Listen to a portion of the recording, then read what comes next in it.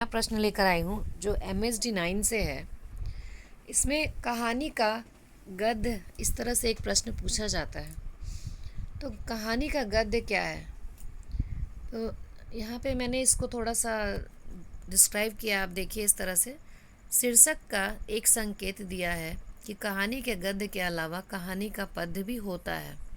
गद्य की सूत्रबद्धता उसके रूपों को मूलतः निबंध बनाती है। निबंध सूत्रबद्धता का पर्याय है।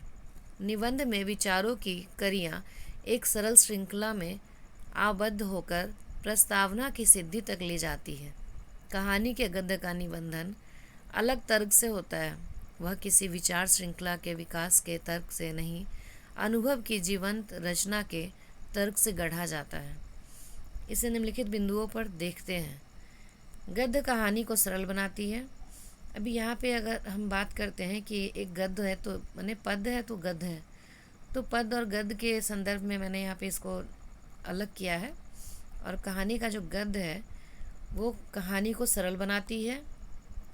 अगर हम पद्य की बात करें तो उसमें चीज़ें इतनी क्लियर नहीं होती, इतनी साफ साफ नहीं समझ में आती जितनी कि कहानी में समझ में आती है।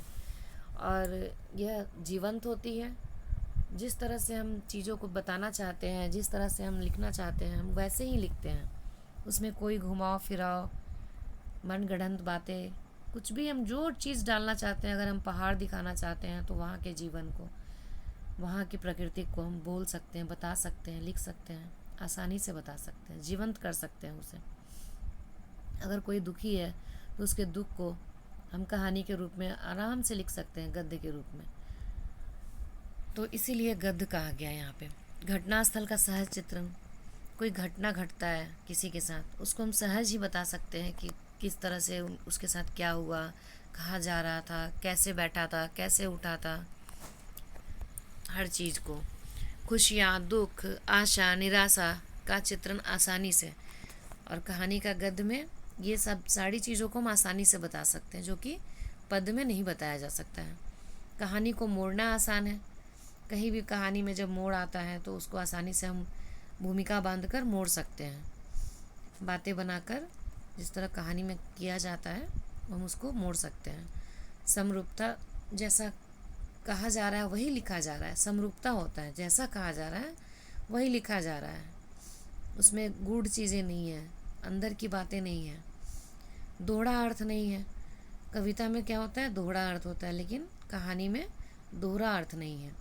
और पात्रों का सजीव प्रदर्शन, पात्र कैसा है, उसका चेहरा कैसा है, उसका व्यवहार कैसा है, उसका रंग रूप क्या है, सारी चीज़ों को हम आसानी से यहाँ पे प्रदर्शित कर सकते हैं।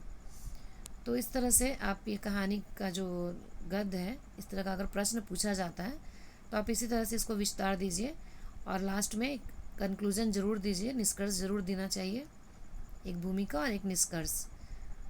और पॉइंट में अगर आपके पास बातें रहेगी तो इसको आप अपने हिसाब से ढाल सकते हैं, उसको अपने हिसाब से लिख सकते हैं।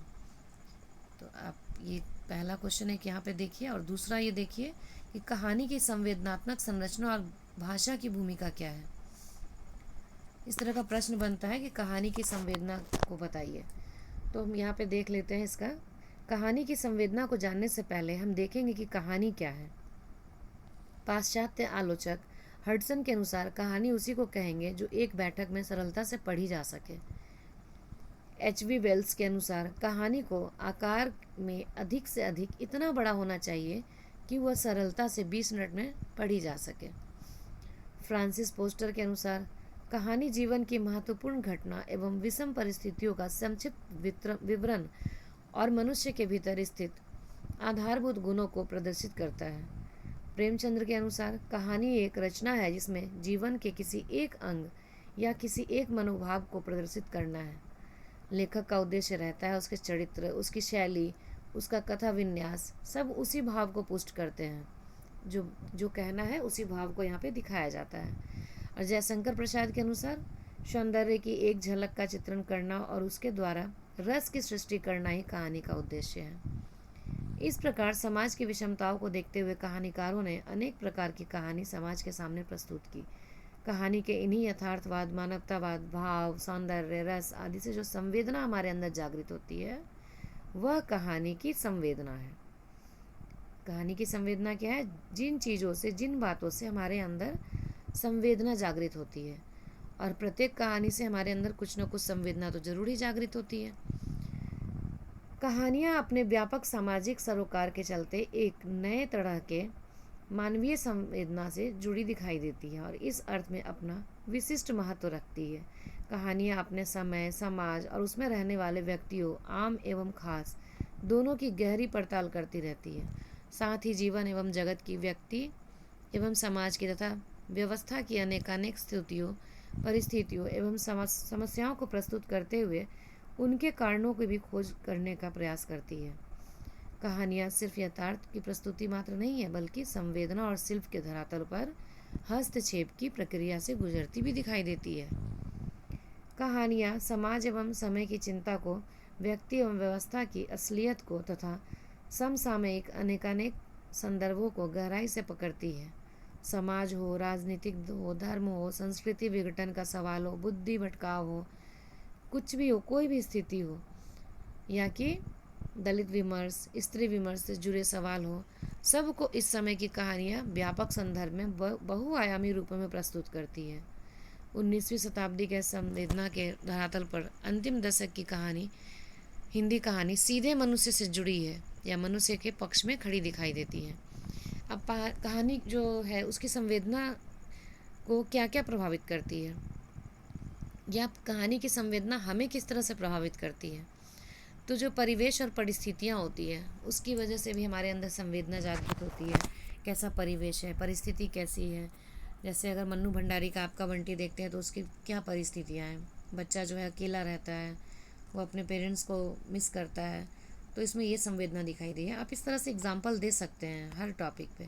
गहराई का संबंध अंतर्मन से, अब अंतर्मन से संबंधित कोई कहानी का आप यहाँ पे एग्जाम्पल दे सकते हैं। इसका भी प्रभाव संवेदना पे पड़ता है कि जो अंतर्मन है, जो हमारा मन है, वो किस तरह का है, और हमारा जैसा मन है अगर हम वैसी ही कहानियाँ पढ़ना चाहते हैं, वैसे ही पसंद करते हैं, तो उसकी संवेदना का हमारे ऊपर वैसा ही असर होता है। उसके बाद कहानी का विस्तार, जो कहानी का विस्तार जिस तरह से होता है वो धीरे धीरे हमारे मन अंदर तक हमें झकझोरता है, संवेदित करता है। और कहानी में विवरण, पात्रों का संवेदनात्मक चित्रण, अब जो पात्र है उसका कैसा चित्रण किया गया है। प्रेमचंद्र में अगर हम देखते हैं, प्रेमचंद्र की जो कहानियाँ हैं उसमें अगर हम देखते हैं पात्रों का संवेदना, तो हम अंदर तक हिल जाते हैं। भाषा में संवेदना, भाषिक संवेदना किस तरह का होता है। अब भाषा में भी तो संवेदना होता है। अगर हम कुछ लिखते हैं तो भाषा की वजह से तो उसमें संवेदना जागृत होता है। अगर भाषा में ये ना हो, भाषा हम ऐसे ही जैसे तैसे लिख दें, उसमें हम चीज़ों को उतारे नहीं, भाषा में चीज़ों को अंदर तक की गहराई तक पहुंचाने वाला भाषा ना बनाए, तो हमें संवेदित नहीं कर सकता है।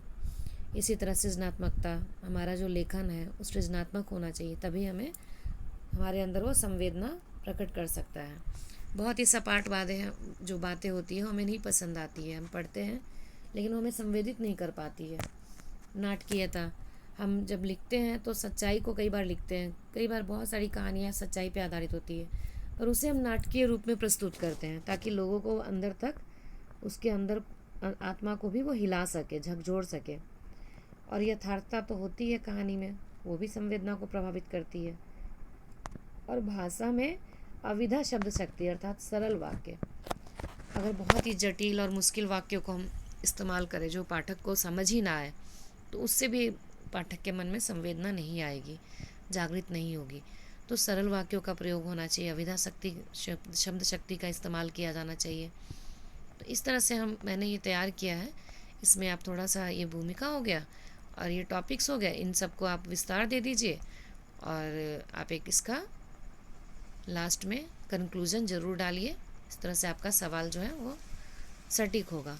और ये जो कहानी की जो बातें हैं, किसके अनुसार किसने क्या कहा, कहानी कैसा होना चाहिए, इन चीज़ों का आप दूसरे प्रश्न में भी इस्तेमाल कर सकते हैं अपने आंसर को बड़ा करने के लिए।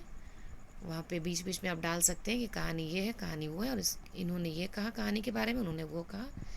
तो इस तरह से आप अपने पेपर का तैयारी कीजिए। 2 प्रश्न यहाँ पे बहुत अच्छे आपके बन जाएंगे। इस तरह के प्रश्न ज़रूर आते हैं और कई बार तो हर साल आते हैं।